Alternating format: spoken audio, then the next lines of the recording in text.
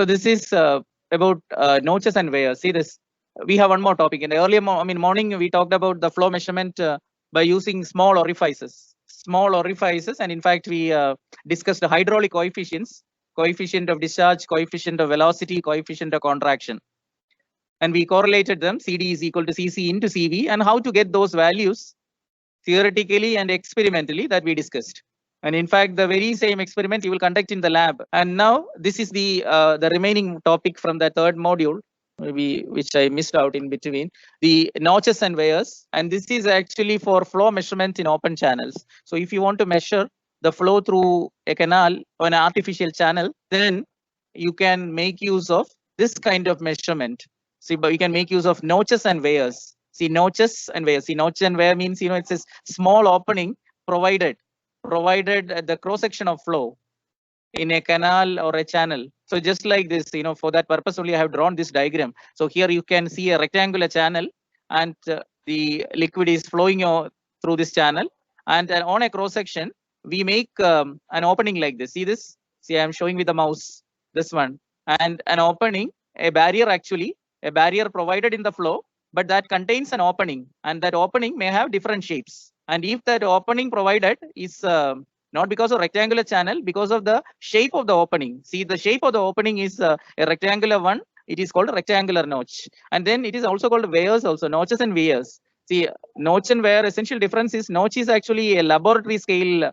For notches are for the lab scale or laboratory scale or small scale measurements. But if you want to measure the flow rate through a channel in the practical site of larger dimensions, then you require weirs. So this weirs, this can measure very large flow rates, which are occurring in or even flowing through the open channels at practical sites like an artificial channel or a canal. So you can have this kind of measurement. So they are basically this. Weirs are large concrete structures and all, and even in the case of notches, that, as I told you, that is laboratory scale measurements, and the notches may be made up of metal, so maybe metallic plates, just like you have in the lab. So we'll be having in the lab this rectangular notch and other type of notches. So for laboratory scale measurements for the flow rate in open channels. For practical sites, we use very large construction. So that is made up of concrete or masonry walls and all. So they are made up of weirs. They are basically called weirs. And the shape is either can be that opening provided in the cross section of the channel, that may be rectangular, or it may be this triangular. Triangular notch is also called V notch, triangular one, and or even combination of these. Combination in the sense it may be a trapezoidal one, or other type of special purpose notches are also there. But at least, as the syllabus demands, it is mentioned that the notches and weirs, you have the description only, and no derivation for the expressions of a discharge used over here. So no derivation is required. So we need to know how does it work, and what are the basic measurements you make, and the basic equation, that's all. And the derivation of equation is not required, but other description along with the sketches is required. See this. See, for rectangular weirs, you can draw this sketch. See this sketch, and then here, as water is coming out, see in the form just like a sheet, it is coming out. See the water level above this, the bottom level of the notch. See this one, what I'm showing here, that is called sill level or crest level, CREST, crest, or sill, SILL, sill.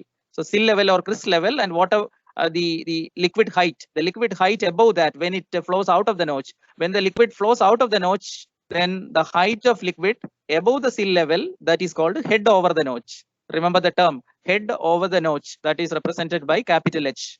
And here for the rectangular notch, the width of the sill, see this length of the notch here, it's called L. So L is the length of the notch, or it is also called sill length, and H is the height of liquid flowing over the sill level, that is called head over the notch. Actually, when you make a measurement, your effort is to measure this H. So experimentally, when you do this, the calculation, measure the flow rate through the open channel, what essentially you require is this H.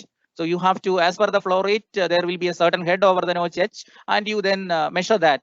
Equation for finding the discharge, this equation, Q is equal to CD. See, as we discussed in the morning session, for every flow measuring or measurement device, there may be a coefficient to take us from the theoretical aspect to the actual flow rate. So whatever remaining part here, 2 by 3 L root of 2G H raised to 3 by 2, that is the theoretical discharge multiplied by this coefficient. So we will get actual discharge. So theoretical discharge through the rectangular notch is 2 by 3 L root of 2G H raised to 3 by 2, where L is the length of the notch or width of the notch, we say, that is indicated over here, and G is the acceleration due to gravity, and H is the head over the notch, and this is the expression that you should remember. And multiplied by the coefficient of discharge will give you the actual discharge over the notch. So actual discharge or flow rate through the channel, so that is equal to this expression. Okay, so please do remember this aspect. It's important along with the sketch and the various terms. So I repeat, sill length and head over the notch. These are the terms that is there. And here this discharge varies as what is see this index H raised to 3 by 2. H raised to 3 by 2 is 1.5. So H has the index 1.5. Okay, for the triangular notch now, this is much more simpler than the rectangular notch. Sometimes you may be questioned to compare the performance of rectangular notch of wear or anti-triangular notch of wear. Okay, as I told you, notch is actually for small scale measurements and wear for large scale measurements of the flow rate through the channels. And triangular notch, see the shape is this one. See, as you can see, it's very simple. And here, just like the other case, the head over the notch, here the head over this one, the notch here, that is the height of liquid level about this apex or vertex, bottom vertex, so that's here. And the angle of the notch, there is a term called angle of the notch, and angle of the notch is, see, I have represented here 2 theta because in the expression we have then theta.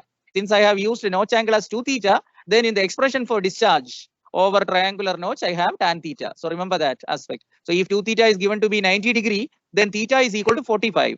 That is semi notch angle, half of the notch angle, and that you have to substitute over here. See, what is the expression for the discharge? The theoretical discharge over the triangular notch is equal to 8 by 15 root of 2G into tan theta into H raised to 5 by 2. See, please make a comparison. Make a comparison here.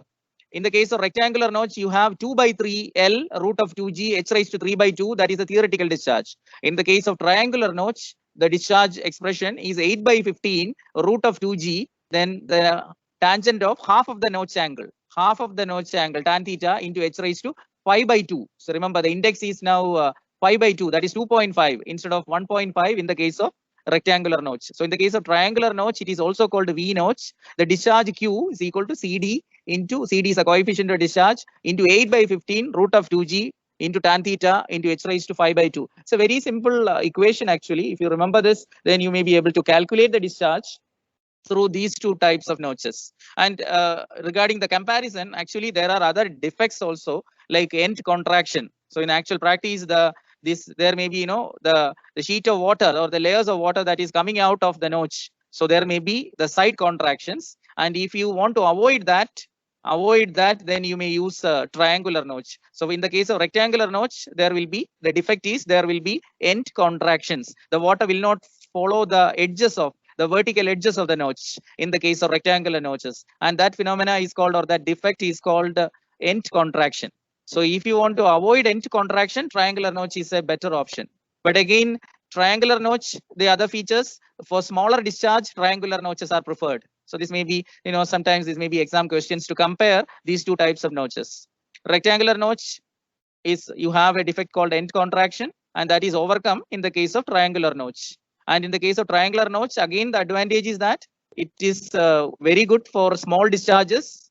For smaller discharges, it's sensitive in using. Better it will give accurate results. And then also the discharge equation will be very simple if you use a triangular notch or V notch with the 90 degree notch angle. You know why? Because when you use 90 degree notch angle, 2 theta is equal to 90. That is theta, half of the angle is 45. So in the expression you have tan theta. So tan 45 is 1. So that tangent of the angle tan theta part will vanish. So the equation will become very simple then. Q is equal to CD into 8 by 15 into root of 2G into H raised to 5 by 2. Okay, so this equation becomes very simple if you use a triangular notch of 90 degree notch angle. But remember, in the expression, half of the notch angle will be reflected in the expression for the discharge. Okay, and now in general, for this notch and even almost all measuring instruments, flow measuring instruments can be represented by Q is equal to KH raised to N. So in general, the discharge expression from these measurement, these equations, even for venturimeter, orifice meter, notches, open channel flow measurement, or even the pipe flow measurement. So if you want the discharge measurements, if you do, that can be generalized as an equation. Q is equal to K H raised to N. So Q is equal to K. K is a constant actually. So K is a constant in front of it, and then H raised to N. N is the index of the head actually. And in the case of triangular notch, this N is equal to 5/2. And in the case of rectangular notch, N is equal to 3/2. Okay, 1.5 for rectangular notch, and index N is equal to 2.5 for the triangular notch. So please do remember this aspect and this comparison also. But for the triangular notch, the disadvantage side is that it is good for smaller discharges, but for greater discharges, you can have a rectangular one. That will be better. Greater discharges. But if you want to overcome the defect of or disadvantages of both the type of notches, rectangular and triangular notch, then you can have a trapezoidal notch, which is a combination of rectangular and triangular. Trapezoidal, so that is more convenient and that is having more advantages.